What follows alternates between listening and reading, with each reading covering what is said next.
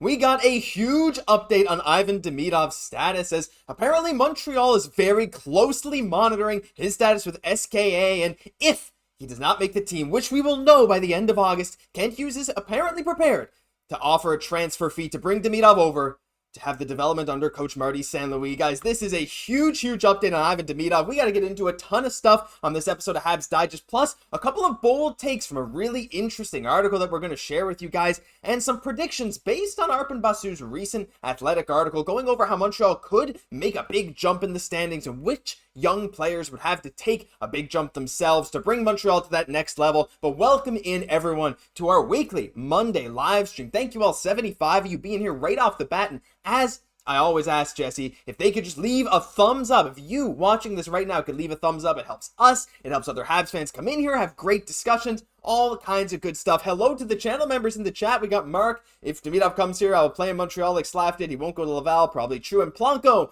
ahoy Planko, our top Slovakian fan. Jesse, there's a ton of stuff to get into in this today. I know we're going to get into the Demidov stuff a bit later. We'll wait for a bunch of other people to file in before we get into that. But oh boy, how pumped, before we even get into it, how pumped are you for this discussion on Demidov potentially coming over so soon?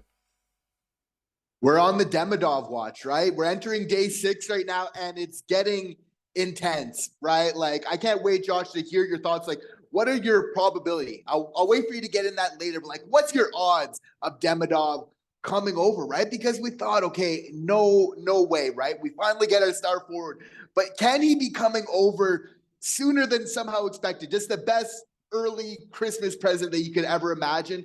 Will it happen? There's some intriguing developments, right? Day by day that are kind of happening here. Yeah, absolutely. You know, I'm going to give it a solid 50-50. Either it happens or it doesn't. But we're going to get into that a bit later. We're going to get into some other stuff first. And for all the early viewers, like, again, you know, we get more viewers as the time goes on, and we're going to be talking a lot about Demidov, so stick around for that.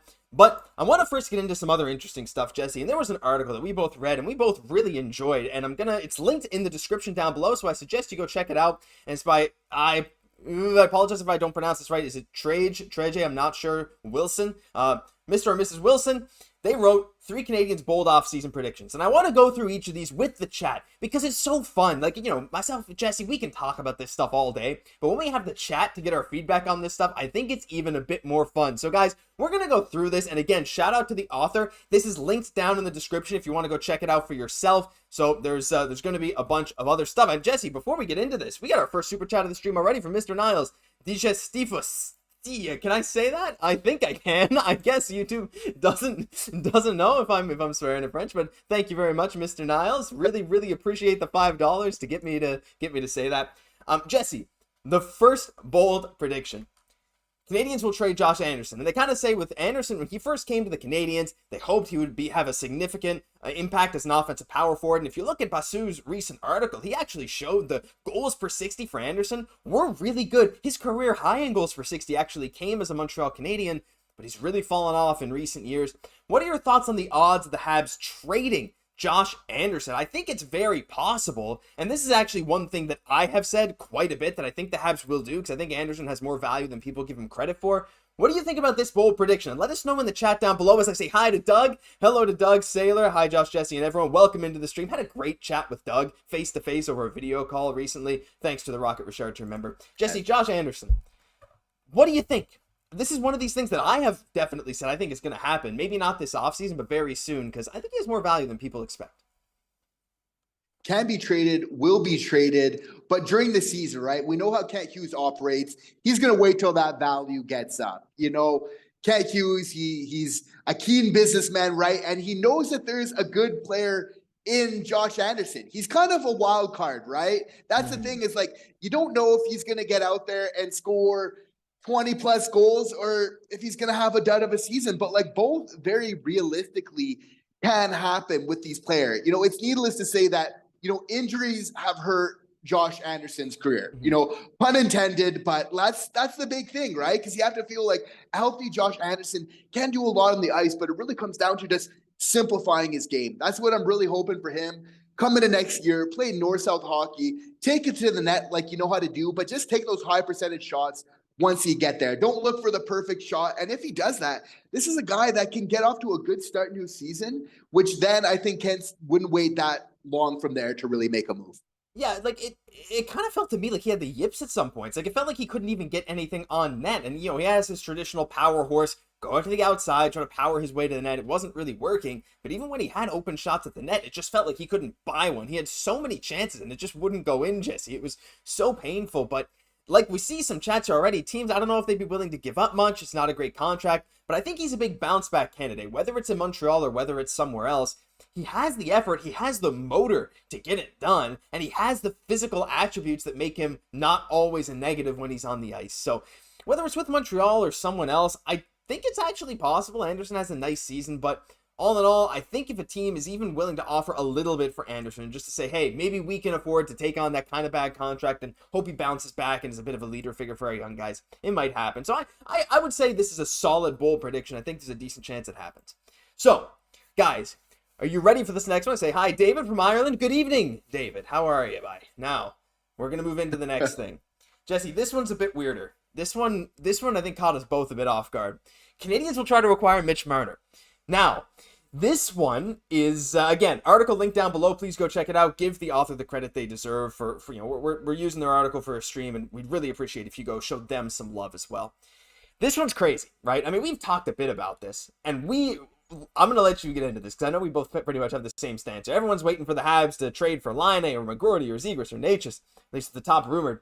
The Habs have assets that can help them acquire a top-level talent with an abundance of young top 4 potential defensemen, a solid deep goaltending prospect pool, and 7 draft picks in the first 3 rounds. Objectively, Jesse, the Habs make for a good trade partner with the Leafs. I don't think there's any debate there. I don't want him. I just don't want him on my team. The guy that said, we're looked down upon as gods in the city of Toronto. Like, look, we're not often negative on this show, and I'm not going to deny that I love to watch Mitch Marner play hockey. Objectively, I think he's a good hockey player, and I think he's fun to watch. I don't like his personality. I don't like the way things have gone with the Leafs. And objectively, he's so good, Jesse, and he would inject so much skill into the lineup. But I think especially now that the Habs have Demidov, and now again, it's far from a guarantee that Demidov will put up the point totals that Marner did, but I don't think it's impossible. And I just think this is probably the most bold take on the list, and to me, this is an absolute 0 chance that this happens. Yeah, it's a hard no. And that comment definitely was a little bit off-putting. I would say all the same.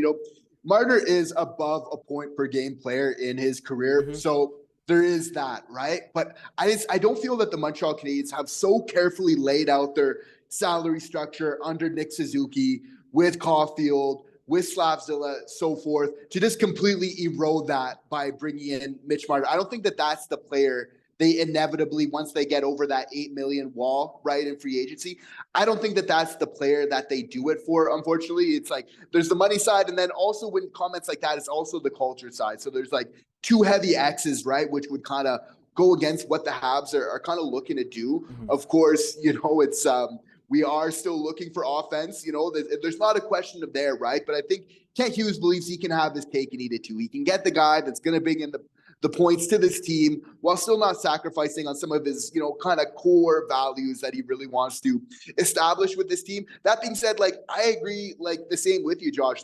He's one of the players I probably enjoy watching the most on the Toronto Maple Leafs, in terms of just seeing him play. He has tremendous offensive creativity, that power play, how he could really kind of ignite that for the Habs, which we know to become a playoff team, which obviously we're going to become.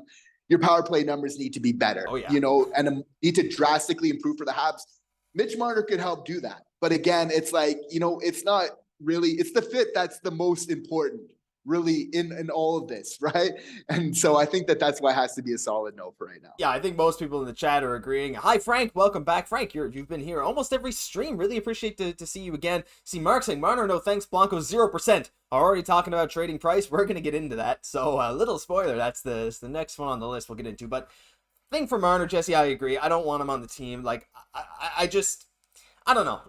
There's other guys. There's other guys out there. It's hard to get that kind of scoring talent, but willingly bringing in, there's a world where he kind of changes his tone, I guess, and maybe, I'm sure that quote, some of his quotes have been taken out of context, but there's a bit of history with him, his father, all kind of this stuff. Don't need it near the team. there's lots of other talented players out there. Someone else can go for him. We'll see what happens. But yeah, no, that's it. But guys, now that we have over 150 people in here, I want to remind you that we are going to get into the Demidov stuff. If you just got here, you didn't miss it. We're going to save that for a bit later, because as you guys know, we get more and more people joining as time goes on. We've only been live for 10 minutes, so we're going to get to that later. But while you're here, I want to ask you if you're not subscribed already. I don't really ask for subscribers during the live stream because you have to be subscribed to chat. But if you want to chat in this live chat, hit subscribe. If you want daily Montreal Canadiens news all off season long, even when there's not that much going on, you want to walk through the off season with someone else, feel like you're chatting with a buddy about sports, this is the spot to be. We're going to have all kinds of updates all throughout the off season, all throughout the regular season. And while you're down there, leave a like on the stream too. Would really appreciate it. Final thing, Jesse, final hot take. Let's see. Canadiens trade Carey Price, as Planko said. This prediction may not be as bold as people think. Carey Price has 2 seasons left on his contract with an AAV of $10.5 million. It would be easier for Montreal to move his salary and have that $10.5 million as part of their cap to deal with any cap issues or sign players. Having this deal on LTIR complicates matters with its rules and restrictions, and the GM must be careful when and how it's used. Price will never play hockey again, and to hold on to that AAV until the end would be poor cap management. I mean, in a vacuum, I would have to agree that you can't really do much with it. There's a reason they traded Weber's contract, right? To have that as a restriction, in the offseason, I know you can use that money once the regular season comes, but to have that extra flexibility in the offseason to make maybe a signing or two more than you would have been able to before, to open up a lot more space, I think would make a lot of sense. I'm of two minds about this, Jesse. Number one, I want Carey Price to officially retire as a Montreal Canadien. And I know that doesn't really make sense cap-wise. It just makes sense in my heart. But if I'm being logical, trading him makes the most sense. The question then becomes who is going to take on his contract. It has to be a team that's near the cap floor, because Utah, or at the time Arizona, took on Shea Weber's contract. There's always teams that are bottoming out and are looking to just make the cap floor, selling off their assets for futures. That's going to happen. But I don't know who we would go to right now. Like, a lot of teams are kind of fighting. There are some kind of bottom feeders, like you got a San Jose, but at this point in the rebuild where they're looking to start to be good in a couple of years, Montreal would have to attach some decent assets, like some of their 7, really good draft picks in the coming years, alongside Price, to even try and get another team to take on that deal. Do you think this is realistic, and do you want it to happen? Well, with the cap going up recently, it definitely helps the probabilities of this happening. That being said, as you mentioned, the San Jose Sharks, they're looking to become competitive a little bit sooner than later. When you look at that roster, it makes a lot of sense. When you look at a lot of other teams around the league that are close to that 60 million cap floor, surprisingly enough, the Detroit Red Wings are there as well. But again, that's a team that's looking to be much more competitive in the much nearer future, right? So for me, that definitely complicates things, especially when we're dealing with a team, also in our conference as well there. So that being said, I could see it happening. I don't see it happening this year, possibly next year, as the cap, continues to go up and up from there. But, it's definitely going to be something that could happen, right? It's a fair take that, for your asset management, we've been able to do it before with obviously some players, Shea Weber, et cetera, having some not quite as long contracts, but some fair amount of money on the books. So it absolutely can be done. We know Kent Hughes is absolute whiz when it comes to these things. I think that being said, even if he's traded to another team, Carey Price is going to retire as a Montreal Canadiens. You could argue one-day contract, good check, right? Of him, maybe going to the Hockey Hall of Fame as a Montreal Canadien as well, right? So we know that he's a legend. His heart will always have a big place in this city for that reason, but just, Kent, it is going to be something that Kent has to pay attention to in the near future. Yeah, Polanco, Habs do not need that $10 million in the next 2 years. They will need it for signing Hudson, Reinbach, or Demidov. You just cannot fortify the Bell Center enough for trading Price. Yeah, like it's tough. It's only 2 years too, Jesse, and we're gonna have to extend Guhle. There's gonna be some other contracts coming up. Xhekaj will probably have a bit of a bridge deal. Barron, we'll see. There's going to be some other contracts coming up, but yeah, the real paychecks are probably going to come in a couple of years, unless Montreal really wants to make a splash in free agency next year. Though again, as we've kind of seen, Gordon and Hughes are a little averse to doing that unless someone really, really good comes along. I know there's been lots of talks of Draisaitl. We'll see who else pops up, but Rantanen seems like he's going to sign that big extension with Colorado as well. Or did he already do it? I'm not sure. But either way, that's going to happen. So we'll see. But I also don't mind riding it out. I mean, if a team's not going to give you a decent offer, you sit on the money, it's okay. He rides out his contract with Montreal. He can stick around the team. That's another thing too. I'm sure he could do that if he was with, on another team's payroll, but it is what it is. So we'll have to see, but that's for the future. But guys, I want to move into the next thing now, and this is an article from Arber Basu today at The Athletic, kind of talking about what are the odds of Montreal being able to make the playoffs this next coming season. And if you think Montreal is going to make the playoffs this coming season, leave a like on the stream. Or even if you hope Montreal is going to make the playoffs, leave a like on the stream. Again, we only have 50 likes. We got over 200 in here. Come on, we can get those numbers up. But Jesse, there's a lot in that article. And again, as always, articles are linked down below in the description. Please go check out Arpen's article if you're subscribed to The Athletic. I'm going to show this. So this right here is a graph of, well, not a graph, a table of teams that went from bottom 5 in the league to the playoffs and kind of what they were the year before, the win percentage the year before, and the year after. You got the Avalanche. Remember how bad they were, and they went to the playoffs. Now, they did get the boost from McKinnon, all this kind of stuff. You got the Lightning, you got the Flames, the Islanders, who had that boost from Strome and Anders Lee. You got the Leafs, who had Matthews, the Oilers, McDavid, Jackets, Flames, Avalanche, Devils, Kraken, Devils. These all just within the last 10 years. And what is the one thing that all these teams have in common? The one thing, Jesse, is that a lot of these teams had their young guys either take a boost, or they had a star player who was able to carry their offense mainly, at least one kind of main guy, and they had a lot of their young guys take a boost, and they also had a lot of other young guys contributing on low-level deals. That's kind of what you want to see, and that's kind of how the Montreal Canadiens are building. So when we look at the Habs this season, Jesse, and you look at this list of teams, I don't think it's that insane to say the Habs are going to get a crazy bump of offense this coming season, with Dach returning, with Hudson being in the lineup, the potential of Demidov coming in, not to mention the continued improvement of Cole Caufield, who's going to up his shooting percentage, Suzuki, who's turning himself into a bona fide star in this league, and Juraj Slafkovsky, we don't even know what his ceiling is yet, plus finally a full season tandem of Montembeault and Primeau. What I'm saying is, I still don't think it's likely Montreal makes a jump to the playoffs, but it's not unprecedented, especially for a team built the way Montreal is, and I think it gives us a lot more hope than I was anticipating after reading this article. Yeah, but being in the mix is totally a possibility, right? Just getting that extra 10 points to kind of be in the run of it, right? Like, considering how many one-goal games that we lost this year, now you throw in Dach into the picture, you throw in Hudson, the player now known as Slavzilla, right? And also getting a full year of that top line, right? Because Nick Suzuki, he finished the year around the 30th mark, kind of for point getters in the NHL, but he was on the 24th pace, kind of similar to Jason Robertson after that second half of the season where we got that first line all together. So that is internal development is really where it's at. And that's why the Habs believe that they can really do something without making these drastic changes while still making a little bit of space, right? So we're basically looking like from a lot of these teams of like being bottom 5 to being in playoffs, it's about a 30% chance, which isn't terrible. You'd have to say,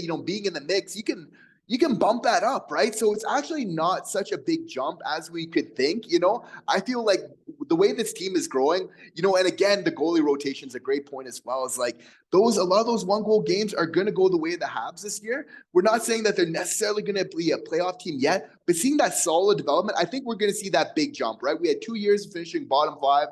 Now we're going to see a solid jump. That's not necessarily playoffs, but that's a considerable jump than what we've seen over the previous 2 seasons. I think as Habs fans, we're going to be so happy about that. I think that's the one thing that's the one thing you hope for in a rebuild, is that the team gets better year upon year. And I don't think there's a world where the Habs don't get better this season. If they somehow get worse, I don't know what to think, but I don't even know if that's possible. I mean, everything is going the Habs' way at this point, right?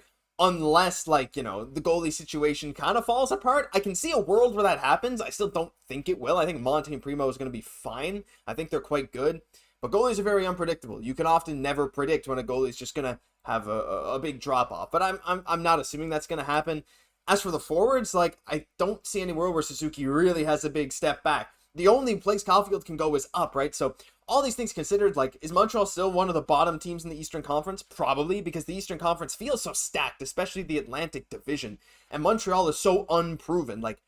We have no reason to say that Montreal will take this jump this season, because so many of these guys are so young. We still don't know how they're going to fare, especially as you try and play at that higher level that whole season. There's a lot of different things to adjust to. But overall, I think it could be good. But on that note, I want to get into this, and I want to get the chat's opinion on this too. All 217 of you. Thank you all for being in here. Really appreciate you being in here. Let's get some point predictions going. And I just got a few of the top guys on the team. Now, there's some other guys like Hudson, like Matheson, I didn't include. We can talk about them if you want. But let's get into some of the guys in the Habs team, and we want to do some point predictions, Jesse. And I want to start with this guy.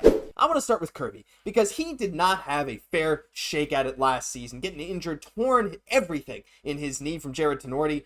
We forget he's 6'4". Sometimes I feel like I forget he is that big. And he is still so mobile. He was so good at creating offense. That time he spent with Suzuki and Caufield, well, that spot on that line's gone forever now. But over the past season and a bit in those two games, when we saw Dach with them, he was really good. But even with other line mates, right? Him with Newhook or maybe him with Waugh could be something really, really interesting.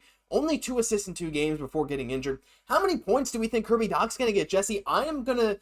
Look, as you guys probably know, I'm kind of the guy that usually stays a bit more conservative on a lot of these. I don't like to go overboard. I'd like to maybe try and be accurate, try to be a little more accurate with my predictions. I'm going to say he's going to get 60 points on the nose. And I think that might even be a bit optimistic, because we've never seen him really get there, but we've seen him be on that pace before. And I think even 60 points, if you can get that from your second line center, still coming out of a rebuild, my gosh, I think you are absolutely laughing. That's actually a pretty bold prediction, Josh. Actually, it's like, how many goals are you reckoning from that 60? I'm going like 22 goals, 38 assists. That's kind of where I'm settling. I think he's going to be a really good playmaker, but still cross that 20 goal mark if he's fully healthy for 82 games. Again, it's a bit optimistic, but yeah, I guess it's not that conservative. I said I was going to be conservative, and I made a bold claim, but that's what I'm saying. It's just what my gut told me, and that's what this whole thing's about. Well, Kirby Dach is one of the Habs' best players when healthy. And it's easy to forget that after a year of not watching him play, right? But this is out of the words of Kent Hughes, Jeff Gordon. They're like, Kirby Dach was looking like the best of us, early on, right? We saw that development from the end of, the previous season leading in, to the beginning of this last year here, right? So that potential is there. Like, I'd maybe go, I'd be really happy, Josh, if he's getting 15 to 20 goals while being more of that playmaker. Mm-hmm. I am really happy. That is more of his game. He is really, really good. I can't wait to see him in the offensive zone. I even want to see, whether it's even just on the power play, they should probably be on separate lines, but Dach and Slafzilla together, because Dach's poised in the offensive zone. He doesn't rush. He takes his time. He's got this huge reach. Working with another big player like Slafzilla, I think that they could really play off each other. So, it's hard to say. Honestly, if Dach gets 50 points, I think it's just kind of getting back in the swing of to maybe have a big jump the year after that, I think would be absolutely amazing. But I do believe, and honestly, I can't wait to see him, that he can be one of the Habs' absolute best players next year. Yeah, I think he can be very, very impactful, right? And I know we say Slafkovsky, Suzuki, Caufield's an absolute lock because they were so good together. But the truth is we haven't had the chance to really experiment, like you said, Jesse, with this version of Slafkovsky. Could he really make a good pairing with Dach? He's obviously had incredible chemistry with Nick Suzuki. And I don't really want to separate Slaf and Suzuki. I think they've been so good together. But I think over the coming couple seasons, we're going to see a lot of mix and match. Now, this coming season, I don't really know. I don't see a reason to break up that top line. Because then kind of what is the other winger that you put with Slaf and Dach? It's like, do you do Caufield? No, you can't. Because then what do you put with Suzuki? But once we get Demidov coming up to the team and maybe Waugh establishes himself or they have to make a trade for someone else, then we can start discussing maybe doing that a bit more. But it wouldn't surprise me to see a little bit of experimentation. Polanco said 25 goals, 35 assists. So 60 points for him as well. We got 68 points, 55, 55. Someone asking if Slaf, Suzuki, Caufield can hit 250 points together. It's about 83 points each. It's possible. I don't think this season, but I think maybe in the future. I think that's a high bar to pass, honestly. It's really, really good. 200 plus is, I think, a bit more realistic, as Polanco said. And Darcy saying, why is there only 26 likes with over 200 viewers? Well, Darcy, we actually got 83 on my end, so I hope it doesn't show only 20-something on your end, but it is what it is. But yeah, Jesse, seems like most people are saying somewhere between 50 and 65 points is the sweet spot for Kirby Dach. And I think that's actually reasonable. I don't think that's too crazy. I think that's very, very possible. And I want to remind everyone else that we are going to get into the Demidov stuff a bit later, because we got 200 people in here, and I know people are going to be like, I want to get to the Demidov. Guys, we saved the best for last. That's what we do around here. Next guy, Jesse. That's our boy. It's the captain. El Capitan, Nick Suzuki. 17.8 shooting percentage this year was kind of crazy. 33 goals, 44 assists. Honestly, crazy that he had 33 goals, isn't it? Sometimes it didn't even feel like it, but he had a couple of insanely hot stretches. 77 points in 82 games. I feel like there's nowhere to go but up here, because honestly, a lot of his points rely a bit on his line mates, and it depends whether Caufield and Slafkovsky continue to produce for him, which I assume they will, and I assume Caufield's going to pot a few more goals off Suzuki passes. Jesse, I'm going to make, you know what? I said I was going to be conservative. I'm blowing that out the window. I'm making the bold choice here that Suzuki is finally going to hit point per game this season. I'm saying 85 points in 82 games. This is all assuming he plays 82. I'm saying 85 points, and I'm saying he's actually going to stick only around 30 goals. I'm going to say 30 or 31 goals, but his assist numbers are going to go way up into the 50s. That's my prediction. What do you think?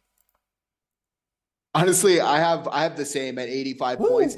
One of the most underrated fact for the Montreal Canadiens going into next year is the fact of having a full season of Slav, Sukes, and Caufield. Yep. That's going to be one of the major, most important things.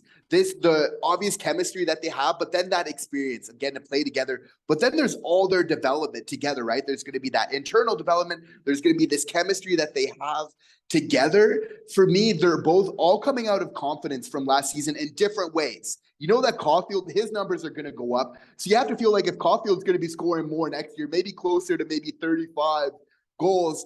Obviously, you know, Zooks is going to be getting more assists there for sure. Like, we know this. That's his number one, setup man, right? So I feel like that line together will be huge. Like, I don't see it having like a huge big jump. Like, if he's able to get 7-8 more points, but again, still playing like amazing hockey. Also, the fact of Kirby Dach, that he'll be back, I see that being a reason why I think that Nick Suzuki is going to get more points next year. He's going to have less pressure on him. He's going to get better matchups.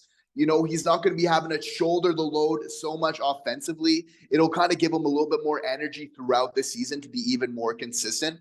So all these things I see projecting to having him an even better year next year. Yeah, there's actually a lot of interesting stuff with Suzuki because, like Frank says, yes and no, he takes points from others, which is interesting take as well. That's also very, very possible. Like, it's really interesting because with Suzuki, he's so good defensively, and we've seen those plots, Jesse, of like his defensive, like the seasons where his defense is really good, his offense stagnates. When his offense comes back, his defense kind of stagnates. This past season was the first time where both were starting to do really, really well together. And I think it really depends on how much of a defensive role he can afford to take, right? Because if you see Slafkovsky and Caufield taking another big step forward, it wouldn't surprise me to see Suzuki kind of take on a little bit more of a defensive role. And I don't want to say stagnate in terms of points, but I think there's a world where we watch this next season, Suzuki doesn't really get that many more points, say he finishes around 75 again, and a lot of maybe casual fans will say, well, look, he's finally stagnated. He only had like 26 goals and 75 points. But if you watch him, he's making a bigger impact all over the ice, right? Maybe a bigger defensive role. So the thing with Suzuki is like the points, I think similar to Dach in some ways, won't always tell the story.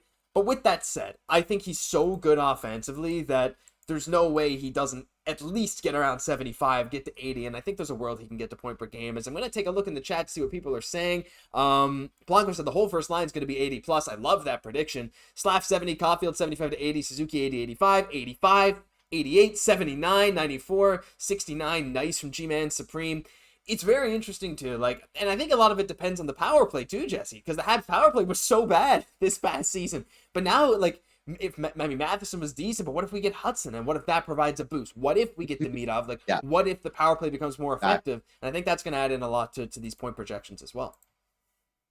Well, that's exactly it, right? And it's a solid point you made earlier, my guy. It's that Nick Suzuki is going to do what this team needs him to do, right? And that's the most important thing. That's why he's the captain of this team, whether it needs him to kind of take on a little bit more of a role to really allow Slav and Caufield to take some more liberties, right? You got to feel, though, with Caufield improving his defensive game, that also lessens the burdens on Nick Suzuki. He doesn't need to cover for him as much with that. So that also opens him up, right? So that's a nice thing about all these players really playing that 200-foot game. We obviously know Slav, he's going to be winning even more board battles. He's going to be stripping more pucks away from players next year, just bodying players to the ice. So that's going to correlate in more scoring opportunities for Nick Suzuki and Cole Caufield, because how many times did we see that as being the recipe this past season? They're in the offensive zone, they're forechecking, Slav creates a turnover either by hitting somebody or and then obviously then either Cole or Slaf himself is able to set up either Zooks or Caufield, right? So I think we're going to see a lot more of that as Slafkovsky continues to develop, right? I think it's also an underspoken part of his game of what he actually provides to this team. So I think it's really looking up for a top line when you put all these factors together. I agree too, and we've already kind of talked a bit about Caufield and Slafkovsky, so let's go through these guys really quick. Let's get the predictions for Cole first. The big thing, I remember, like, we were kind of surprised. Like, I remembered he had a lot of assists, but to see 28 goals, 37 assists for 65 points, and people saying it was a down year is still crazy to me, because his playmaking and his defense took such a big jump this season. And look at that shooting percentage in the bottom right, 8.9%. That is well below his career average. That's well below NHL league average. We can expect Caufield to be up in that 12, 13, 14% range when he's at his peak. So realistically, Jesse, I don't think it's crazy to say he has a 35 goal, 35 assist, 70 point season next year. I don't know if I want to go say 80. Like, I feel like it's so tough to say that for sure, but I feel like Caufield's going to have such a big bounce back year, especially goal scoring wise, and his defense has already taken that big jump. Let's hear the chats there as we welcome Alex into the stream. Alex, welcome. Doesn't matter if you're late, you made it, and we really appreciate you coming in here. Jesse, what do you think? I'm going 35-35 for 70 points. I think some people are going to have him maybe a bit higher, but I'm expecting a big goal scoring year from Caufield. Yeah, there's going to be a big jump up from Caufield. I wouldn't put it past him to get at least another 10 more points. Mm-hmm. You know that shooting percentage is going to go up. He's going to heal more from that shoulder injury. So I'm predicting 75 points, 35 goals. Nice. There. I don't think it's out of the park, right? Like, we know this is an offensive guy. This is what he does. And the big thing about Cole Caufield is once he gets hot, once he gets cooking, he just starts firing from everywhere in the offensive zone, and no goalie is safe in the NHL. And that's saying a lot, right? Like, this is an extremely talented player, and it's kind of easy to forget about how good he really is. I think next year we're going to be really reminded of that. You know what? As we're talking about this, it's getting me so excited because I'm remembering, like, when we first started this channel, like, there was legit talks. Like, Caufield was having such a hot stretch to start the season that there was a legit talks he'd get 50 goals. There was legit talks he'd win the Rocket Richard. And he's had stretches where he has looked like the most dominant goal scorer in the NHL. Maybe minus Austin Matthews, is what it is. He's insane. But there's a 40-50 goal scorer in Cole Caufield somewhere. And the question is whether we'll ever get it. Whether the shoulder injury has hurt him too much to get there. But it is what it is. I think we're going to see some surprising goal totals from him. I'm hoping. Because I want to see him get to that 40. And I think this is where we're talking about that. Some people saying 40 goals. Blanco saying I call 3 hat tricks for Cole Caufield this season. Predict the Habs first line will collectively produce 210. People are optimistic, Jesse. But we got to get into the final guy. Our boy. It is Slafzilla himself. Will this animation work over that? Yeah, it absolutely will. Slafzilla himself. I don't even need to look at the stats to know he had 20 goals, 30 assists. For 50 points this past season. The 20, 30, 50. Very, very beautiful in 82 games. This is a wild card. This is a guy that could go up to 70, 75 points this year. I don't know if he's going to take that kind of big a jump, but the second half of the season, he was near point per game, Jesse. I'm going to go out on a limb and say that he's also going to get, I'm going to say 72 points for Juraj Slafkovsky, and I think that would be insane for a guy going into the season being barely 20 years old to have 72 points in his really second full season, right? Only being 2.5 seasons in. I'm going to say 72 points, and I'm predicting 30 goals for Juraj Slafkovsky. I'm going, I guess, kind of bold, but I think he's a 30-goal scorer. I think he can absolutely get there. Maybe I'm being a bit overzealous predicting it's going to happen this season, but that second half of the year, Jesse, I can't just ignore that. That was one of the most dominant stretches by a 19/20-year-old I've ever seen for the Habs. So, I got to take that and run with it. Yeah, well, we've seen if we need to get out the Rantanen graph again for this, right? Because if we track them to similar comps, right? Like, Slaf ended up outproducing Rantanen in his draft plus 2 year, but we see it's in the draft plus 3 year that typically these star type of prospects take that huge jump up. That's why your take is fully fair. For me, I think if we're still seeing around 65 points and 15-point improvement, I think that's totally fair. But those big jumps into that 70, 75 territory is possible. Why? Look at his trajectory, right? Oh, yeah. What a massive jump this year was compared to last year, right? Like, he's just starting to come in his own. All the factors that contribute to Suzuki having his best season ever, Caufield being, having one of his best years ever in terms of playmaking. It's like those same things also apply to Slaf of why, it very much bodes for him to having, a personal best year. So for me, I see him continuing to improve. He obviously finished off so hot. It's just about kind of continuing that going, but I think that he can, right? He's a player now as Habs fans, as media, that we expect like every night when he comes to play, he's just going to make it happen. Like, okay, what's Slaf going to do tonight to help this team? Because you could bank on that. You could expect that by the end of the year. And that's what's actually so amazing, so entertaining about this player, right? If you're going in affecting every single game, as Martin St. Louis would say, it's like the points are naturally going to come after. Why? Because your fingerprints are just all over the game, right? That's the type of player that Slaf is. So that's why I'd be very much happy. It might be even conservative, but that 65 to 70 point mark, probably more 65, still super happy with that, with bigger jumps still to come. Yeah, for sure. And I think that's very reasonable because, I think we get overzealous about how big these jumps can be, but I see a world where these guys can make these jumps. It's why we didn't predict huge jumps for Suzuki and Caufield. But I think Slaf is the one guy on the team that I could see having a massive leap just based on the difference in his first and second half and how fast he learns, which is crazy. Like every single game, he was improving on something that he wasn't great on the game before. And if that just continues, like these guys don't peak until they're 26 years old or so. So if that keeps continuing, I don't know what his ceiling is. And I think most people are saying, we got some Slafzilla emojis in there. Alex saying, I can see Slaf being in the talkings for a 70-point season next year, which probably means 85 plus for Nick. Basically exactly what I was saying. Right on. 65 points would be great for Slaf. Agree. 84 points from Chion Fallo Desson. So that's a bold prediction. I love that. Frank right on board with me at 72. People saying Slaf is a beast. Alex saying Dach 60-point banger. And Denis Rongier. Hello everybody. July and August are the, worst month for a Hab fan. There's not much news, but we got you covered. We got stuff every single day for you. So Jesse, I think that's pretty much it. I think we have some nice predictions for these guys. I think there's going to be some fun stuff. But now it's time to get into the main event, what you guys have all been waiting for, and that's the Demidov talk. Now, we talked a lot about Stu Cowan's mailbag over the past couple days. There's some really interesting stuff in that as well. That link is in the past. I don't know if I put it in this video. And if I didn't, go check out our last 2 videos. There's a link to Stu Cowan's mailbag. Please go read it. Stu Cowan does some amazing work, as I'm sure a lot of you guys know. So when we're talking about his stuff, there was something in the article we were saving, and it got a lot of attention today because we covered a couple other things he was talking about, but we're just going to bring it up now. And this is something he said about the Demidov situation when asked what are the odds that Demidov's going to play here in North America. He said if SKA doesn't keep him with the KHL team, expect the Canadiens to enter negotiations. Cannot speak. I got to slow down. Here we go. Calm myself down. I can't when I'm talking about Demidov. I'm too excited. To establish a transfer fee for him like the Flyers did the summer with Xhekaj.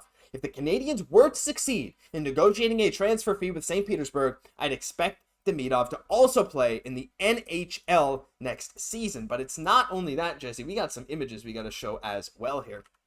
So this comes from David Calabretta on Twitter. He's a media scout for Dauber Prospects. Has about 500 followers. He said, I don't know if this just comes from Stu Cowan himself. So I don't know if this is his own source. I don't know if it's confirmed by him or whatever. He said it's not confirmed, but he said, I'm told the Montreal Canadiens are closely monitoring Ivan Demidov's situation with SKA. Nothing is moving yet, but if he doesn't make the main team, the Habs will try and discuss a fee to try and bring him over. Demidov can very well be a Hab by October if the inevitable happens. Kind of repeating what Stu Cowan said, but said this today. So take that with a grain of salt. Don't know if it's true, don't know if it's not. It is what it is. But one thing we do know now, Jesse, is also the timeline from Hockey News Hub, who was one of the big sources on Twitter for bringing Russian hockey news to North American fans, as they, I believe, are Russian, or they have strong connection to Russia. The training camps for SKA, kind of August 1st to 4th, in Novogorsk, August 6th to 9th in Sochi, blah, blah, blah. But the big thing here is they return to St. Petersburg on August 20th and August 31st. Been over a month away. It's a while, but that's the team presentation. And there's a lot of people speculating that Demidov may not make the team, Jesse. So right now, the fact that we're hearing kind of more and more that people are more and more convinced that if he's not on that KHL roster, Kent Hughes is going to make a move for him. I'm hearing people say it's a terrible idea. Don't rush him to the NHL. I'm seeing people say send him to the AHL if he comes over. I'm seeing people say no, leave him over there, even in the VHL. We don't want to bring him over too early. Crazy opinions everywhere, but the thing that seems to be coming up the most is that we're inching towards the idea that Ivan Demidov can come over to North America. And you asked me my percentage earlier, Jesse. If I'm being honest, and I'm not just giving that 50-50 joke, I think it's about 30% that he comes to North America. I still think he makes SKA.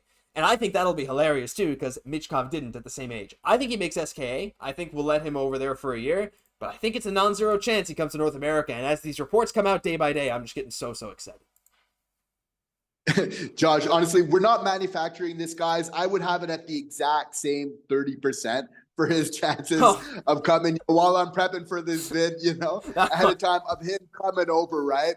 Honestly, though, it's not like the worst case situation. Like the greater probability still is of Ivan Demidov staying in Russia. However, let's consider the pros to him coming to North America, to coming to Martin St. Louis' team, right, sooner than later. Because if he's coming to North America, he's coming to the NHL right away, right?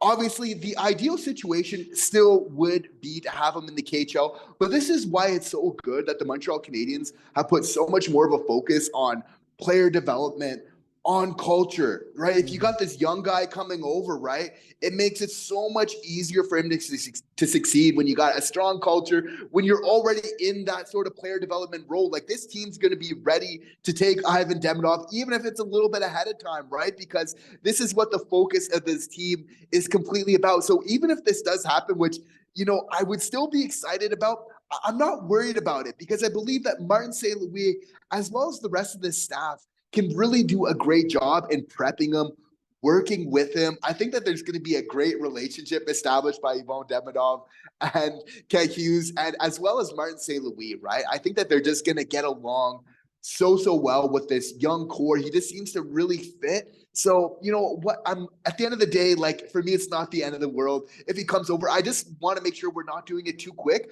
But that's why I think it's so amazing what the Habs are doing right now to be ready for him. Yeah, I think they're doing everything they can, right? Like, and just monitoring the situation is all they can do. And I know it's such a small update, but it's just like small in terms of physically what is Montreal doing, but huge in terms of the implications it has. Because as the days go by, I would want him on the NHL team, and I think that's what they would absolutely do. And look, I had one buddy ask me, he's like, hey, who was the last person to jump directly from the MHL to the NHL? I couldn't find anyone that did that, so I don't even know if it's really a thing that happens. But I did bring this up, and I wrote this down, and I'm going to read it because I typed it into a group chat, and I want to just read what I said here. So, just to give you guys an idea, I don't have any graphics for this. You're just going to have to trust my word of mouth. You can go confirm this after. It is what it is.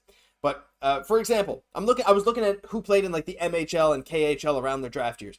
Nikita Kucherov, in his draft year, played 41 games in the MHL and had 58 points. He played 8 games in the KHL and had 2 points. As holy crap, Denis Ranger, I gotta stop myself with 10 gifted subs. Super chat. We got 10 new people who were gifted channel memberships. Thank you so much, Denis. I got a lot of chats to catch up on, but I'm going to read this out. Jean-Philippe Desson, JF5 Mars, Fernando Tavares, Habs fan for life, Sephiroth77, Slushy, Petit Grenouille, Astynax, Danny Pelletier, and Christian Shaw. All of you are now channel members. So now you can access some channel members only videos that we've posted on the channel. You get priority response in the chat. Denis, thank you so much. That is incredibly generous. And hey, all of you that I just named, if you're in the chat, feel free to send a message or use some new emojis that Blanco just sent as well. You guys have new access to all these emojis. Are Kirby, Brad Marchand, Juraj Slafkovsky, and Nick Suzuki. Unbelievable stuff. Denis saying more members, more fun.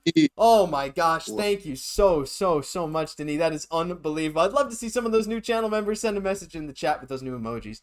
Unreal stuff. Yeah, wow, unreal. I lost track, but yeah, you the man, Denis, absolutely, as Ivman says. Anyway, gosh, I gotta get back to this. Panarin, in his draft year, 44 points in 38 games in the MHL. He played 31 games in the KHL, but only had 8 points. He didn't even get drafted, but whatever. Kaprizov, 3 games in the MHL with 2 points, 31 games with 8 points in the KHL. All 3 of those guys spent time split between the MHL and KHL after their draft year. Demidov, 60 points in 30 games in the MHL.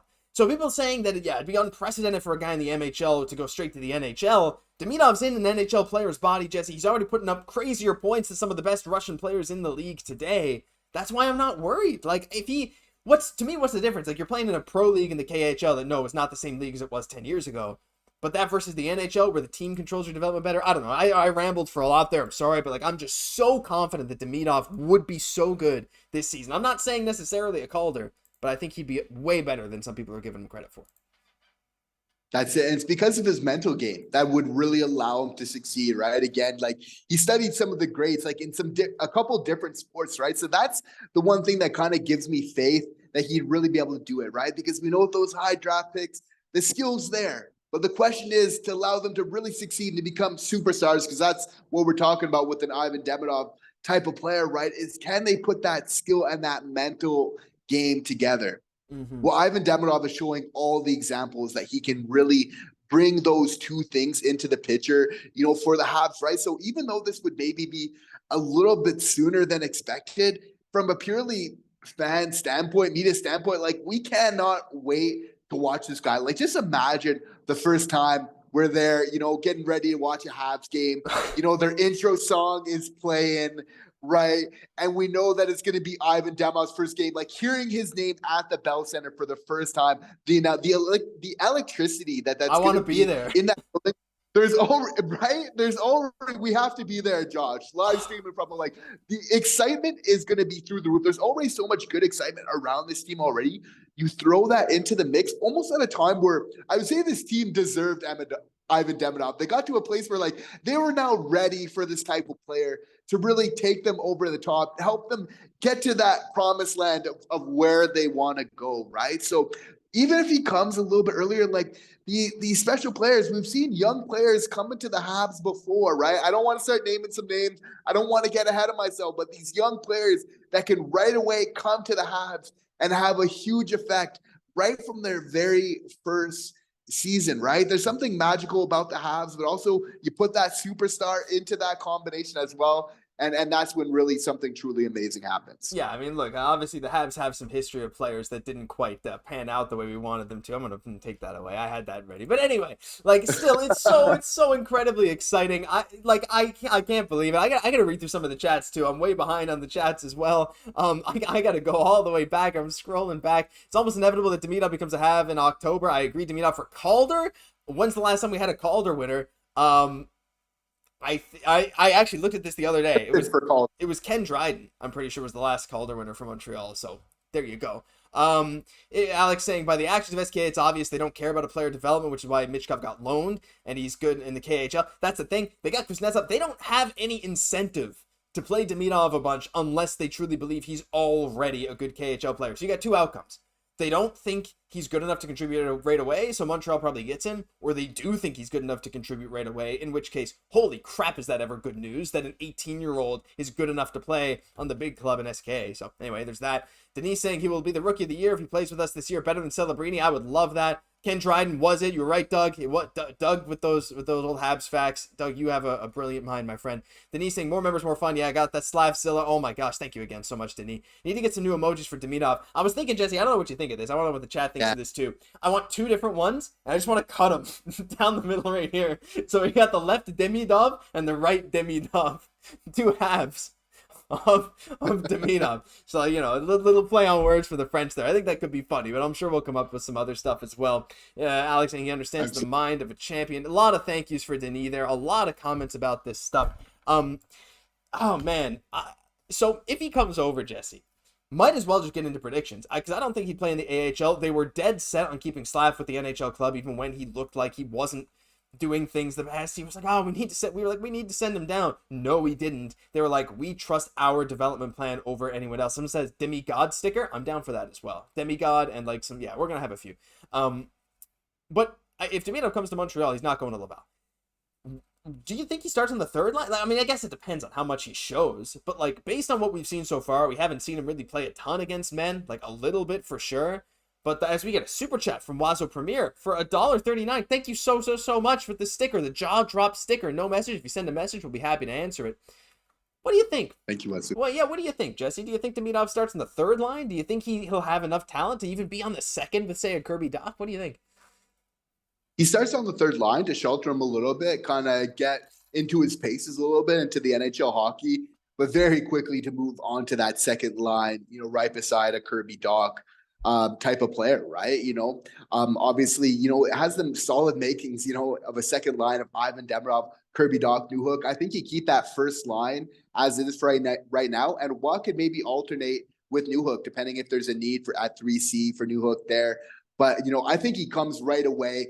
He's playing that third line for a little bit, but then right away can kind of come on to that second line. It almost makes you wonder, Josh, like how much does all this affect what the Montreal Canadiens are going to do this offseason? We're hearing them talking about the adding the top six, like maybe on a shorter term deal because we knew Demidov was coming over, but like with him maybe coming over sooner, if you get a feel from that, like you wonder if Hughes wants to just wait a couple weeks till we know about this for sure before kind of adjusting the top six, even on a short term type of basis, which for me still makes a lot of sense, unless it's a young guy that's really just going to grow with your team. That's a natural kind of top six type of guy, right? But for me, Demidov right there, there's kind of no cap on what he can do, right? I think he could be highly effective right away. He's going to have, whenever his debut season is in the NHL, even as soon as next year, still going to do very, very well. He's just too talented. He has too much attention to detail in his game, right? So it's like, it changes everything for the Habs because now we could just, if he starts playing well, it just throws the whole lines in a blender, right? Like, even if you do have a great first line chemistry of Slav, Caufield, and Nick Suzuki, it's like, you need to try things out. You need to see where Ivan Demidov comes in that. Like for me, obviously Demidov, Slav playing together, seems like an amazing fit. I'm not saying that, Suzuki naturally needs to be the center for that right away because he has great chemistry also with Caufield, but there's just so many possibilities, right? Like Demidov, we know it is at his prime is obviously a top line player in any team in the NHL, right? That's what he definitely projects to be. So it's going to be really interesting to see, but I don't think it's going to take him too long. Third line, he's going to move his way up from there very shortly. Yeah, I think so too. It's going to be amazing. And I think you made a fantastic point in there that I saw Alex agreed with as well. Said it's 1 million, 10 million, whatever you said, 100 million% holding up trades. It's the fact that, Kent Hughes is probably waiting. He's cooking. He's sitting in the lab. He's sitting with Walter White. He's sitting there with Jesse. And they're cooking. They're cooking something up.